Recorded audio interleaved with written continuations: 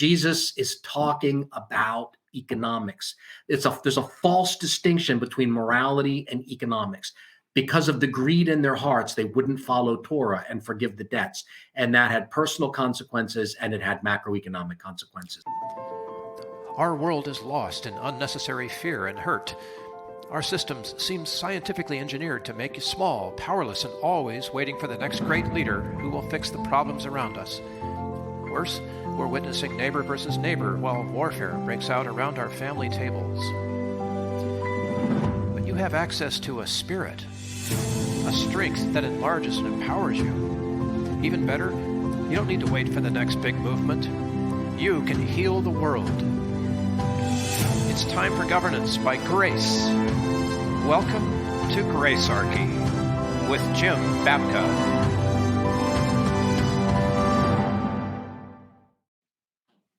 So we're doing a kind of a backwards episode today, and I want to start with saying thank you. How's that for being backwards? Thank you to Zero Aggression Project, zeroaggressionproject.org, for sponsoring this show and for really sparking up my interest in grace. I think, Jim, I owe you that sort of debt of gratitude, my friend. Thank you.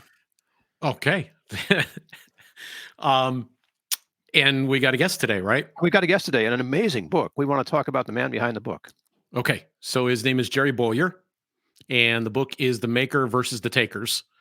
And Jerry is on that short list that we've talked about a few other times that we've had guests on, where we said before we even open Gracearchy's doors, we got to get this guest. And honestly, we're only going to have him for a little bit today. We're going to have to get him back. I already know that in advance. So, but without further ado, let's bring in Jerry. Yes. Welcome, Jerry. Hi, Jerry. Hi, Bill. Nice to meet you. Jim, great to see you again. So I go to Freedom Fest, and the last thing I'm Jerry. I'm in a group called The Done. I hope that doesn't offend you, but I'm done with church. I believe in Jesus, love him. I feel like I've done I've gone through all the progressions of church, and it exhausts me. And I want to speak specifically to those people with this show who maybe want to deconstruct some from bad theology, but don't want to leave Jesus. And I get to Freedom Fest, and your session was the very first one I go to, and it was like I went to church. And it was you talking about this book, the Maker versus the Takers, which is a story of Jesus. And I want to get into this, and I'd like to start. I understand this for myself largely as a refutation, a sound one that I'm pleased to share with our audience, of the idea that the Marxist view of Jesus is the right one, that Jesus is a socialist who is opposed to wealth, and that he says a variety of things that are designed to uphold poverty as a virtue, wealth as a curse or a sin, and maybe even enough to keep you out of heaven. And that the only solution that we have for this is some socialist scheme that I think that your book does a great job of dealing with that. But the book is much more substantial than that. And I know that you've also shared it with your church. And so I'd like to start off, if we could, with you telling us a little bit about how you came, what research or whatever led you into the Maker versus the Takers. Yeah, I think the trigger was on a radio show. So I used to host a radio program, and that's a story in and of itself. That was also learning about mimetic rivalry, like what worked and what didn't, right? Conflict worked. Admirable content didn't, right? So I learned that I could be very successful in radio if I destroyed other people. Mm-hmm. And I would be just barely successful in radio if I spent time talking about admirable people. So if I was doing biographies or great leaders and studying their lives, small following, pretty elite, but I couldn't really move the needle into star territory unless I basically beat the living daylights out of somebody verbally. Mm-hmm. And that's not a good diet. It's not good for them either. But somebody called in, and they knew I was a Christian, even though I didn't talk about my faith a lot on the air. But they knew I was a Christian, and they knew I was a free market person. And they kind of flung at me, Jesus said that that it's easier for a camel to go through the eye of a needle than for a rich man to go to heaven. And I said, well, first of all, it's a misquote. It's enter the kingdom of heaven. But that's not the real point. I just kind of blurted out, yeah, but he said it to a senator. The story is called The Rich Young Ruler. Precisely. Yep. He's what? He said it to a senator. She said, well, he said it to a rich young man. I said, that man was a ruler. It says so, an archon, right? Probably a member of the Sanhedrin, which is essentially the Senate of Judea. So I don't understand. Let me turn it around. You're an Obama supporter. He's a rich young senator. This was before he was president. So Jesus is talking to Obama here. He's talking to a member of the ruling class who was essentially becoming wealthy off the temple system. And part of the temple system was a redistribution ethic. We're going to impose a temple tax. We're going to bring money into the central coffer, and then we're going to give it to the poor. We can't depend on local poverty relief anymore. Why do you have so many poor people around the temple? Why do you have so many beggars around the temple? Because the temple presented itself as essentially a welfare state. It didn't give much to the poor, but it presented itself that way. That's a sort of a rationale here, right? That's why when Judas Iscariot was the holder of the central purse, he was associated with the temple elite. It's there in his name, Ishcariot. He's a man. He's a Judean. He's the only Judean of the 12. He's the only person who lived in the capital region of the 12. All the rest of them were up from entrepreneurial Galilee. We'll get to that in a second. He centralized the tithe, and then he stole from it. He is a stand-in for the temple elite. They centralize the tithe, and then they steal from it. So essentially, it was a welfare state. And like our welfare state, it was mostly being skimmed off the top. So when somebody wants to tell the story of the rich young ruler to justify redistribution, I have to say, Jesus is confronting a redistributionist. Jesus is confronting someone who uses political power to extract from people. He's talking to a man of the state. Jesus is not telling this man to redistribute wealth. The rich young ruler had already redistributed wealth. Yes. Mostly to himself. To his pocket.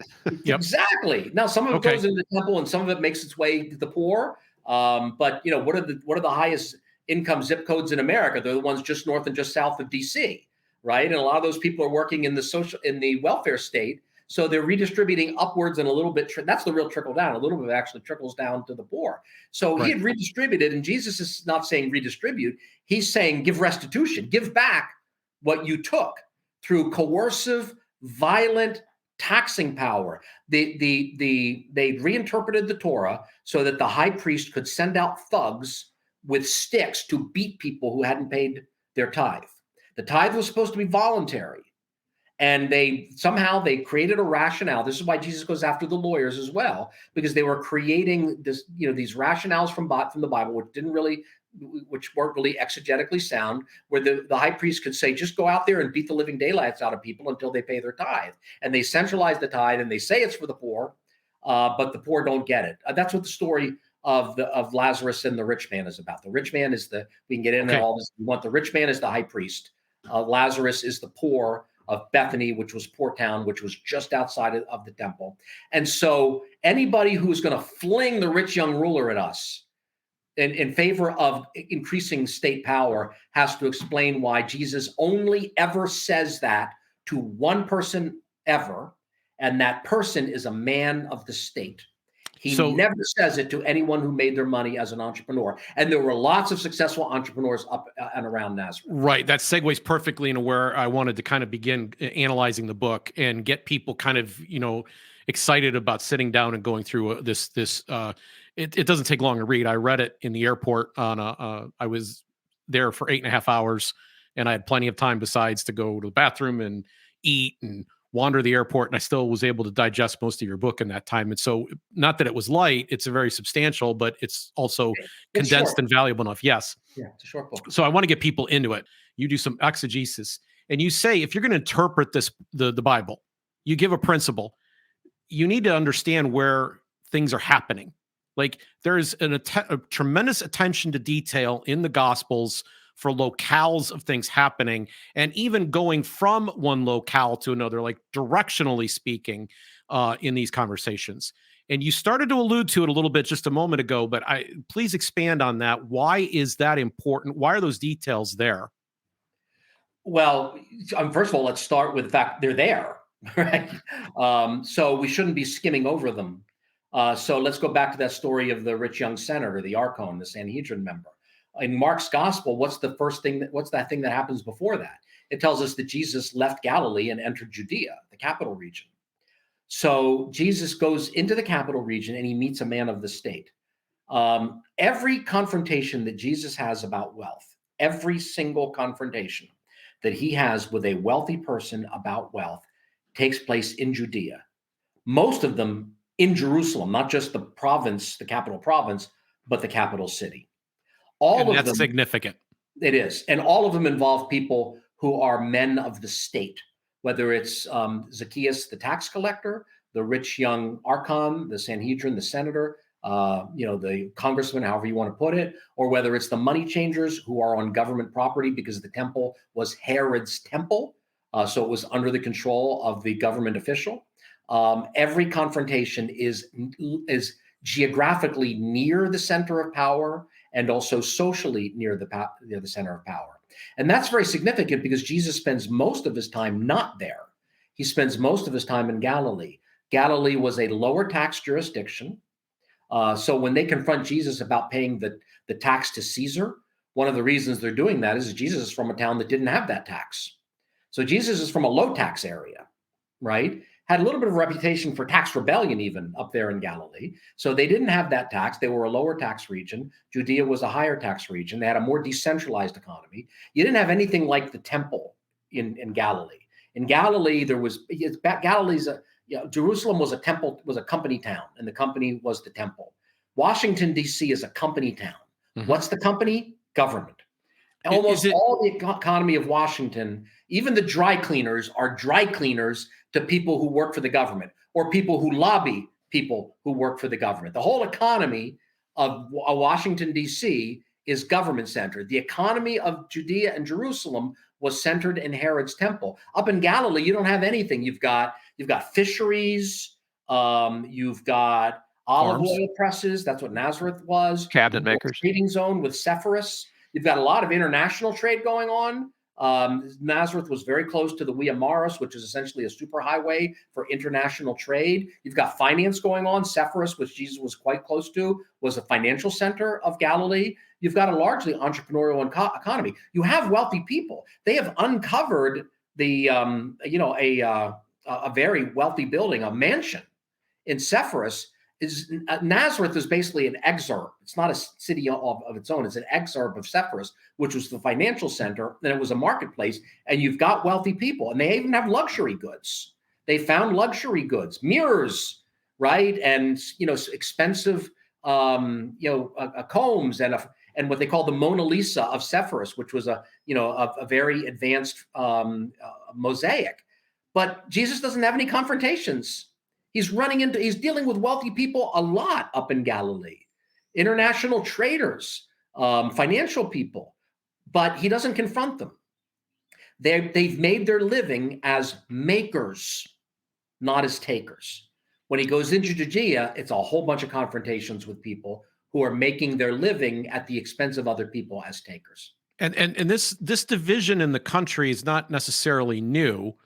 There is an Old Testament story involving Solomon's heir, right? Yes. And the country ends up split.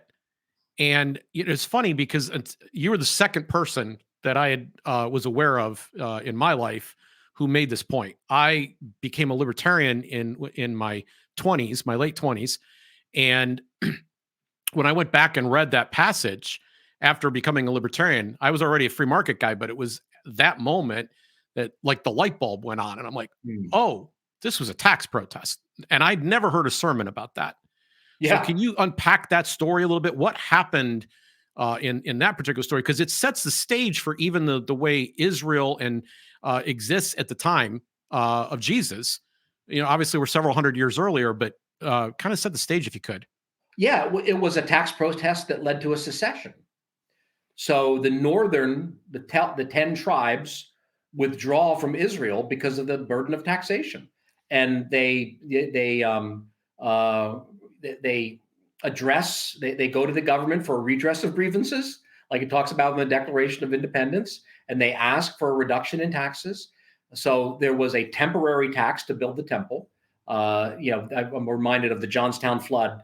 Tax was a temporary tax. I'm here in Pittsburgh, as in Pennsylvania, and we still have it with us. Some people say, "Well, it worked. We haven't had a flood." That's logic. Yeah, exactly. It's logic point, in a sense. The temple was done, and they kept the tax going. So Solomon died, and Rehoboam was his son, and he took over. Rehoboam is the one, presumably, to whom the book of Proverbs is written. Solomon's writing a book to his son, and he's not taking the lessons of that. So he likes to feel really important. And they ask him to lower taxes, to get rid of the temporary tax. And he said, "I'm going to whip them with scorpions." And he says, my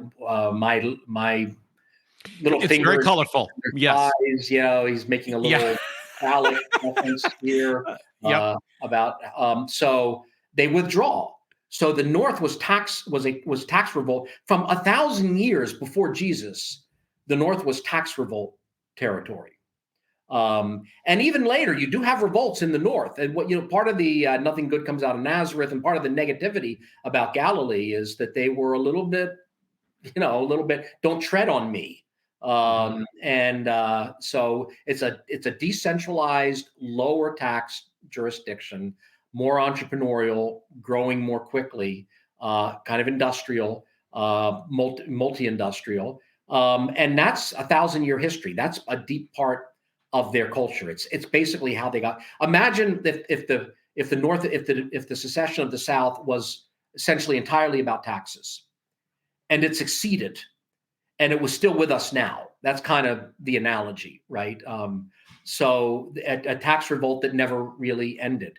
So that's background, Okay. And so when they're having a conversation with Jesus about paying taxes to Caesar, we've got all these sermons we've heard about taxes to Caesar, which is kind of basically they concede a lot to Caesar, give to God what is God and what is Caesar's, as if there's anything that's Caesar's that's not God's. It's not giving Caesar a independent zone. It's giving Caesar a subordinate zone. But the background here is, hey, this guy's from Galilee. He don't like taxes.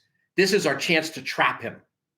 He'll be an anti-tax guy, right? And in some sense, Jesus, I think, is anti-tax, but mainly what he's doing is he's pointing out the hypocrisy. He says, "Well, give me a coin." Notice he doesn't say, "Go and get a coin." He says, he knew they had it. They had the coin. So they had the coin. They were using the Roman coin. Why are they using the Roman coin? Because the Roman coin was more honest than their own government's coin. Caesar was more honest than the temple shekel. They had manipulated the value of the so you don't have temple shekels in circulation in the economy. They're only in circulation where they're mandatory in the temple economy. Everybody else was using the honest money, which was essentially the pagan money. So Jesus is pointing out, you're using this money. Caesar's a better ruler than you are. I'm sorry, go ahead.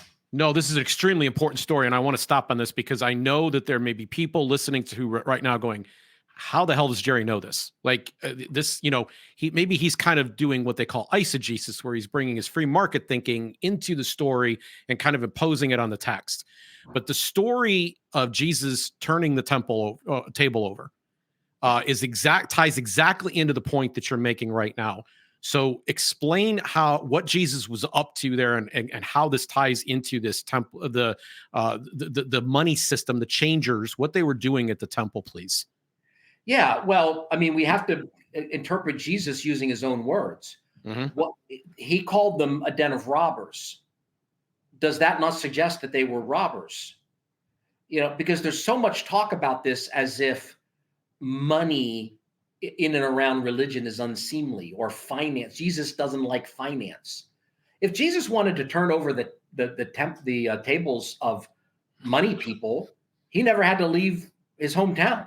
He could have walked an hour and a half to Sepphoris and started turning over the tables of the banks that were there and the other entrepreneurial ventures, the central market that they have in the middle of the town. If he didn't like people giving change, if he thought the problem was giving change, I mean, you have a lot of travelers going back and forth. So you have the Via Maris, which is basically a superhighway that's going from the old world of Babylon and Persia onto the Mediterranean, which takes you to Greece and Rome. So this is a center of global trade. So people are using different currencies. So of course there would be different monies and there would be money changers. But Jesus doesn't turn over any of those temples, or any of those tables. Why? Because the money was honest. But the temple system had dishonest money, which is why Jesus called them a den of robbers. So if you take him seriously, you're going to look for some kind of robbery. And you don't have to look far. Now, part of it's hidden in details. But we can go back and look at the Torah, and it defines the temple shekel in terms of a beka, in terms of ounces. So we know the weight of a temple shekel, how much silver there would be in the temple shekel. And then we can go forward into the New Testament and see that it was 4 drachmas to be a temple shekel. But if you look at the Torah, it should only be 2 drachma. They doubled the price of the temple shekel. Now, I mean, I know people don't want to grind through the detail. I've ground through the detail in a couple of ways. One, just looking at what the Torah says compared to what the New Testament says, temple shekel. The other is looking at the temple tax passage in detail, where a stalter is pulled out of the mouth of a fish. Okay. Well, the stalter is twice as much as you would need to pay the tax if you were paying the actual tax as defined in Torah. So why do they have to pull twice as much silver out of a fish's mouth as they would? Why do they have to pull a whole stalter out of the fish's mouth? Because an unjust, crooked exchange rate was being used to upcharge on the currency transaction.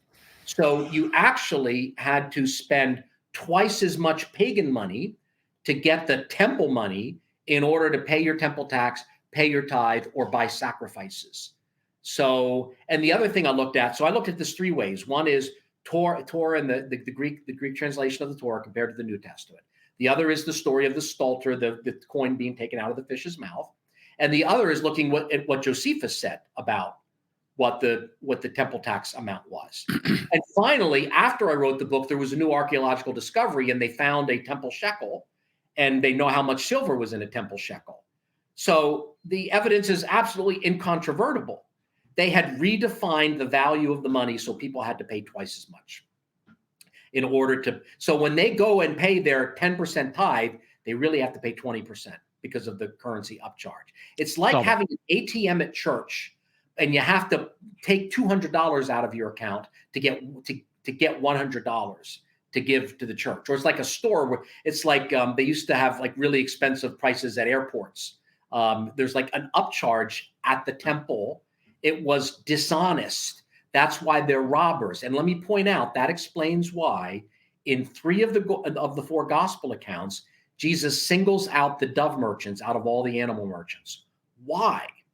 What's different about the dove merchants compared to people who are selling rams or sheep? It hits the poor. It's the poor hardest. Precisely. I read your book. Thank you. And you remembered. So thank you. I remembered.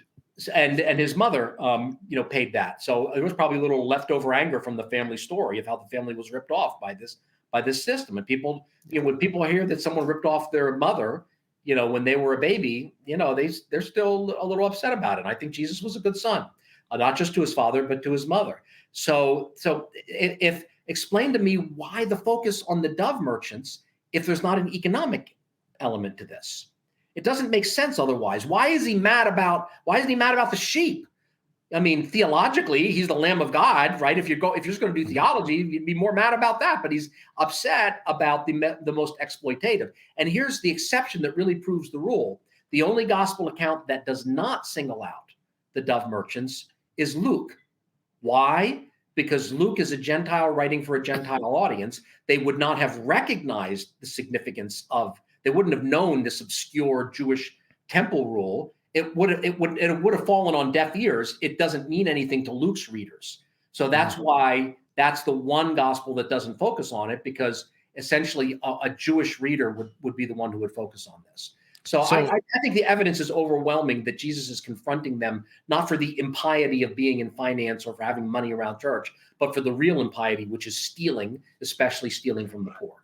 So I want to say two things at this juncture before we go to our final subject. And that is that the things that you've said are backed up in the book, in my opinion. And if they have some trunk with something that you've said today, they should go acquire the book, The Maker versus the Takers by Jerry Bowyer, and find out for themselves why you make the arguments you make, because every one of these things are explained. You are articulate today, but we can't possibly cover all the different things that we're covering. There's more stories like this. I can't do all the math on 14 grams of silver versus 7 grams that I did there, but they can do the math and see. Right. All of it, all of the ways that you arrived at this, you were very honest about how you arrived at your conclusions and what you were using as your case. It's extremely well presented. Thank you. And it's something that I'm proud to have shared with friends. Because it's short and and at the same time it covers so much. And so that would be the first thing. The second thing is, we have almost every on YouTube and Rumble, we read the comments. We're on other podcasting platforms too.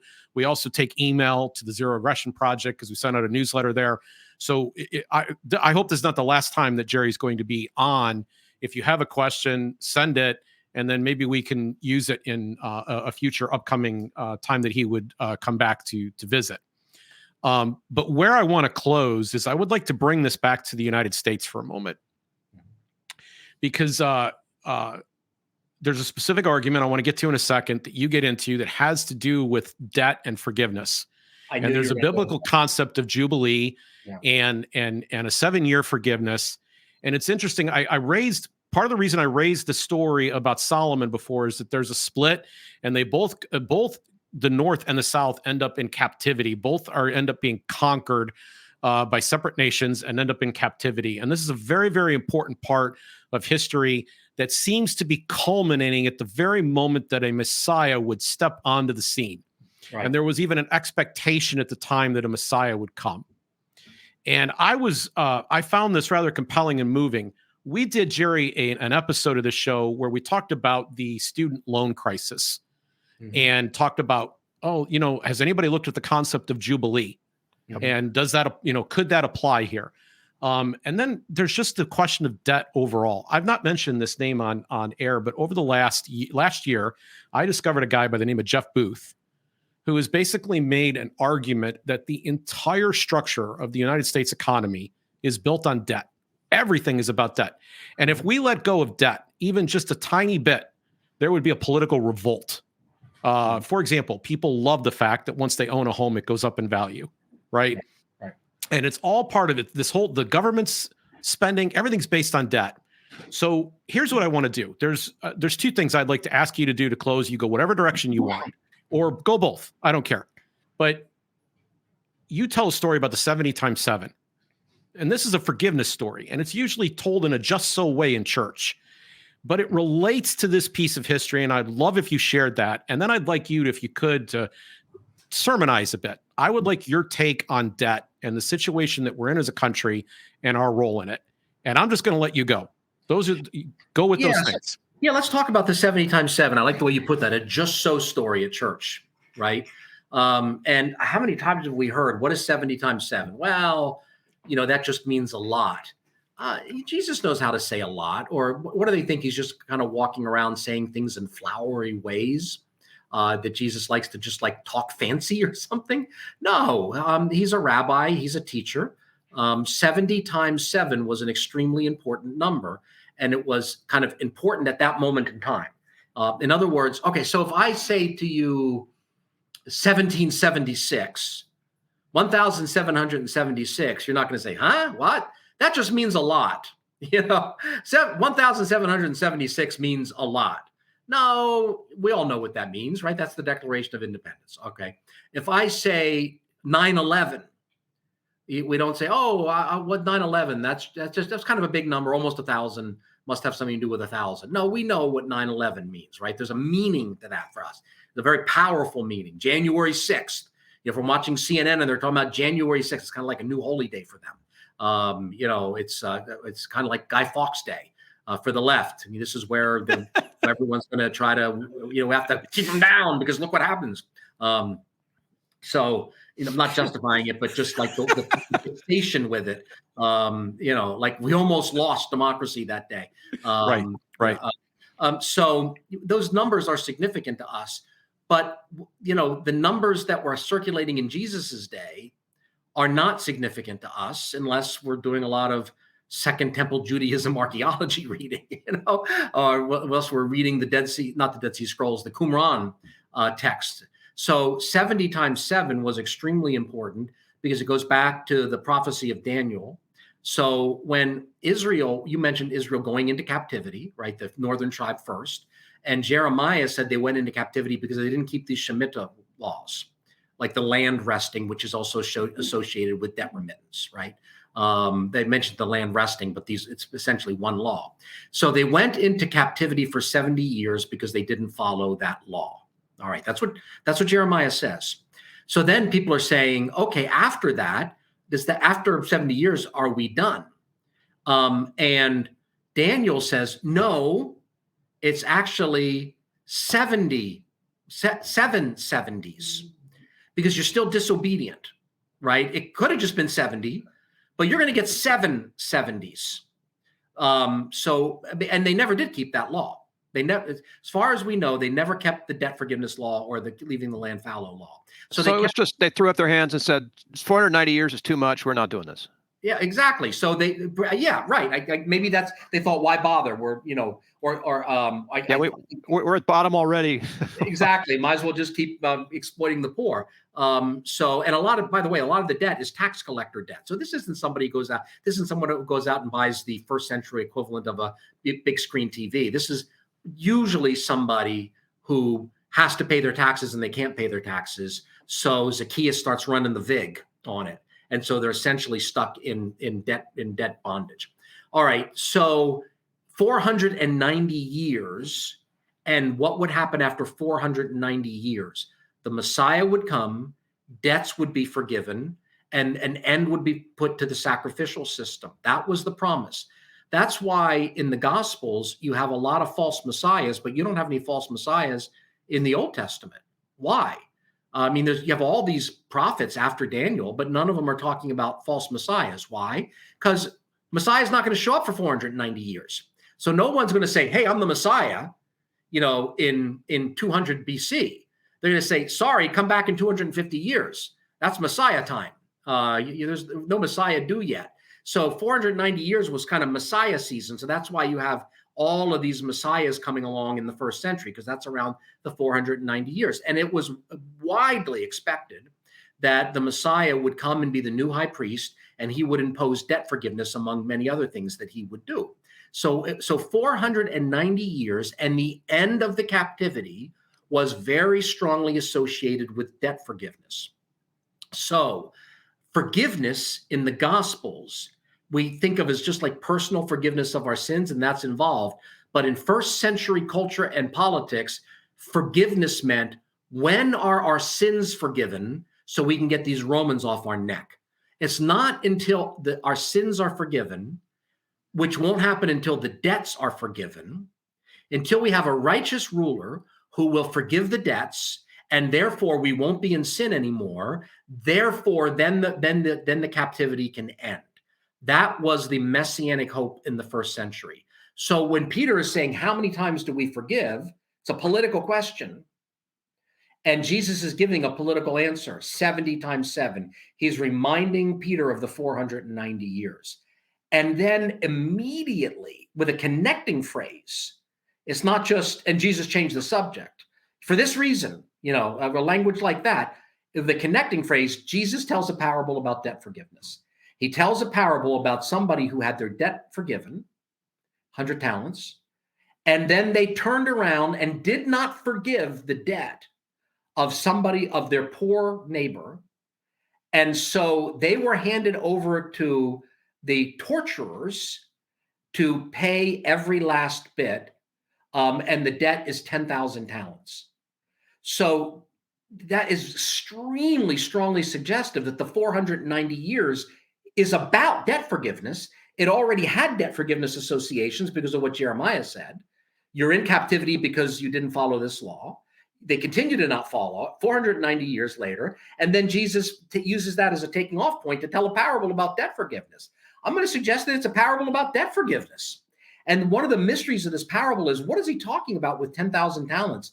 I've heard there's some New Testament scholars who say, well, that number is obviously an exaggeration. No business person would have ever loaned 10,000 talents. It's an extremely large amount of money. It's an exaggeration. It's cartoonish or whatever. No, I'm sorry, you're missing the point.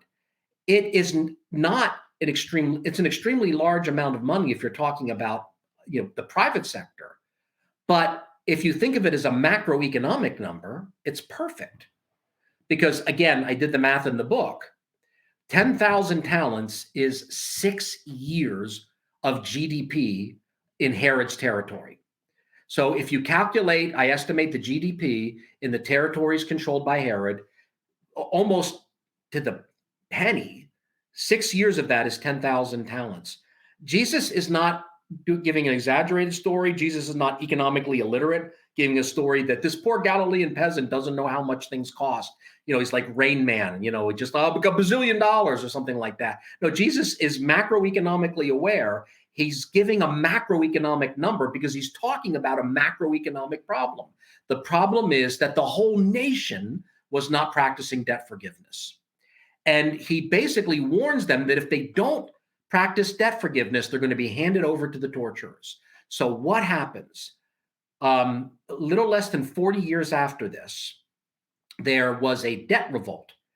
And the Sicarii, the dagger men, the terrorists of the day went and murdered the high priest. Remember, the high priest was the one who's supposed to be, he's supposed to forgive the debts. They're waiting for a Messiah who will be a valid high priest who will forgive everyone's debt. They murder the high priest, and then they burn down the public records building. Why the public records building? Josephus tells us why.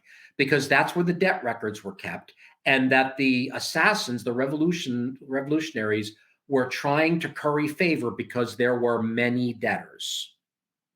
That's what Josephus says. Debt had risen.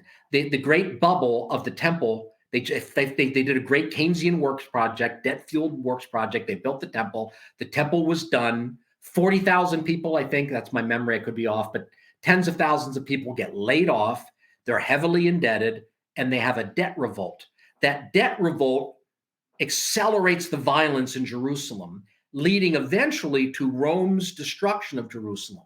And what happens with Rome? This is very interesting. Some of the wealthy Judean elites swallowed gold and left Jerusalem. So they would get searched on the way out, no gold. And then the rumor got around that the wealthy Judean elites were swallowing their gold. So what do the soldiers do? They torture them. They cut them open. So people leaving Jerusalem are tortured by seppuku, essentially. They're disemboweled to find the gold. They're handed over to the torturers. And because they didn't forgive the debt, and it led to a social contagion, an explosion of violence. Rome steps in. You have that violence, then they take over the temple and they say, we're not going to pay taxes to Caesar anymore. They're going against Jesus's advice. We're not going to pay taxes to Caesar. Caesar says it's not optional. He sends his armies and they destroy the nation. They pillage the nation and they torture the Judean elite to get the gold out of their bellies. Jesus is talking about economics. There's a false distinction between morality and economics. Because of the greed in their hearts, they wouldn't follow Torah and forgive the debts. And that had personal consequences and it had macroeconomic consequences. And so here's where I want to land the plane. Because I think you've set this up beautifully. I want to know, because you spend your day-to-day, your job actually is in the markets. That's where you're at every day. Yes. I want an understanding from your perspective of what trouble we're in, what curse we're under with the debt that we are compiling.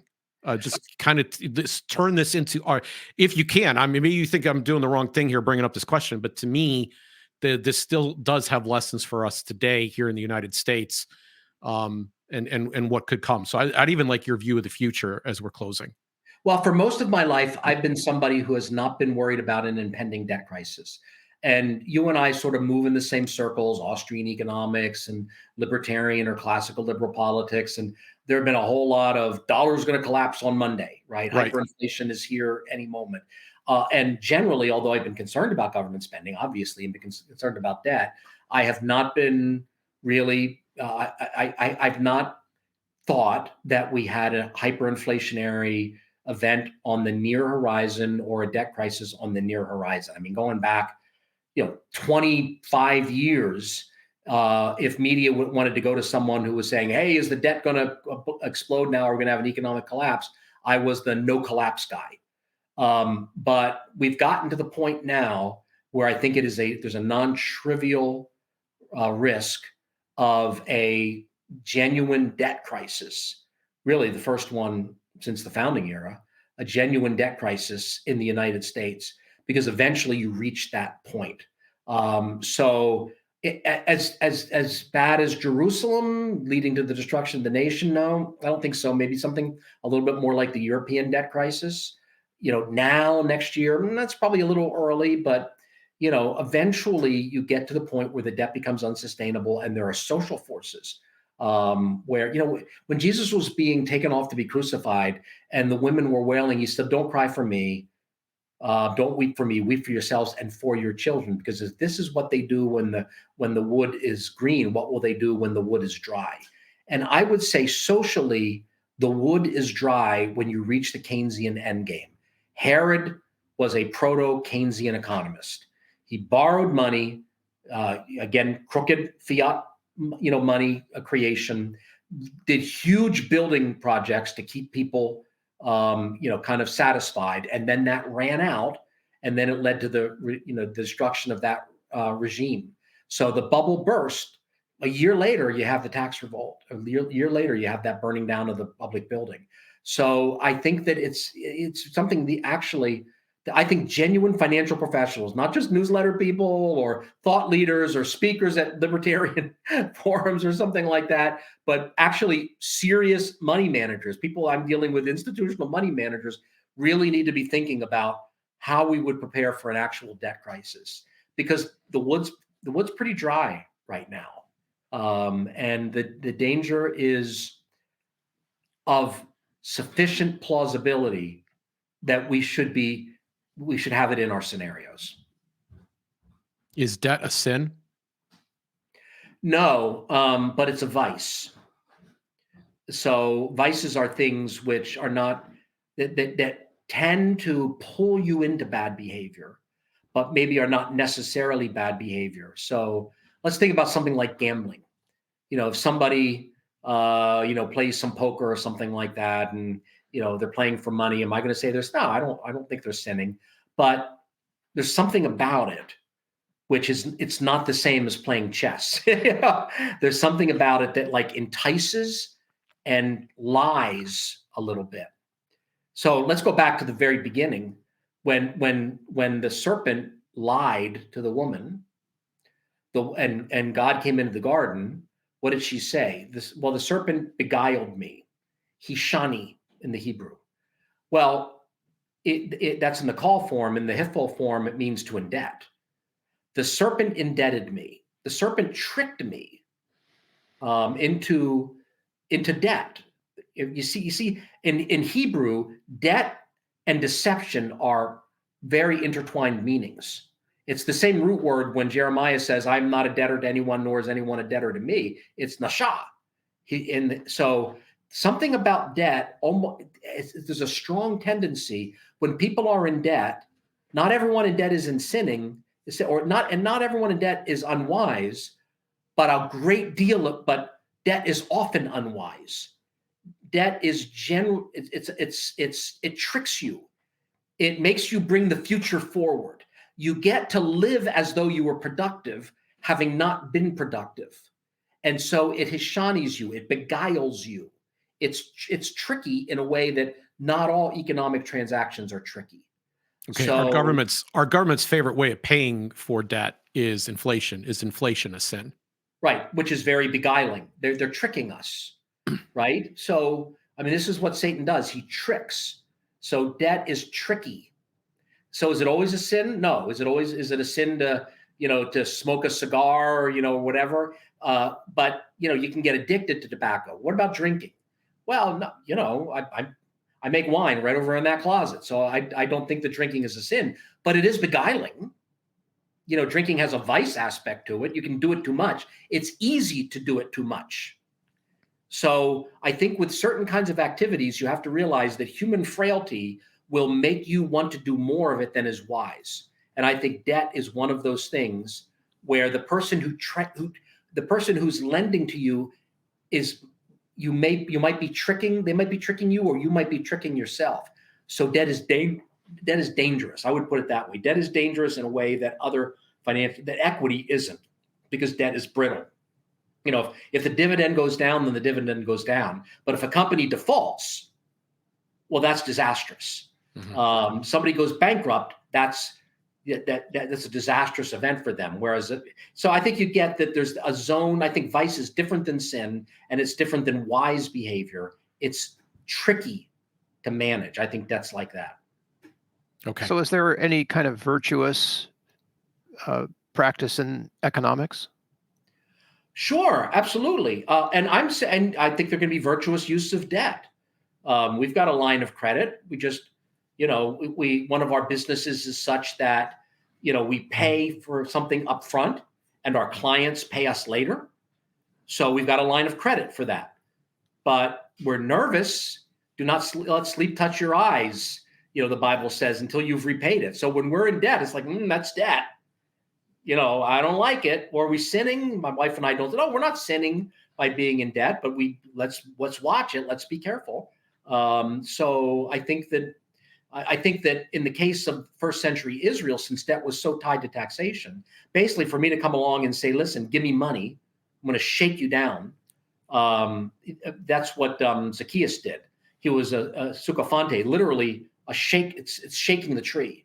So the defrauding he's a shakedown artist. These tax collectors, the Greek is literally shaking something down. They're shakedown artists, and whatever you can't pay, that's okay. You can pay me later. And they start running the interest on it. And they had these ways of working their way around the anti-debt laws in Torah. And the temple was the way they did it. So they would factor their receivables to the temple. So if you owe me money, well, I can't make you pay after 7 years legally, but I can sell it to the temple.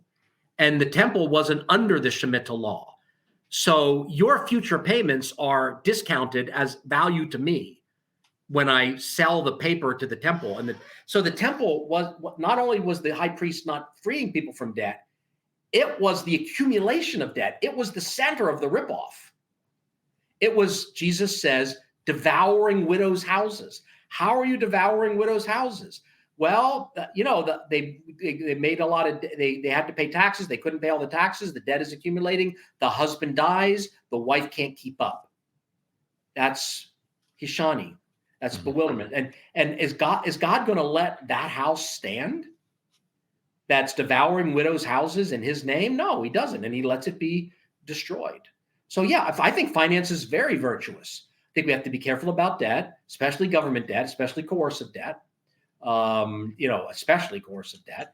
But I'm not saying that no one should ever go into debt or no one should ever lend money. I think that a lot of commerce I think most commerce, frankly, is virtuous. If most commerce wasn't virtuous, we'd already collapse.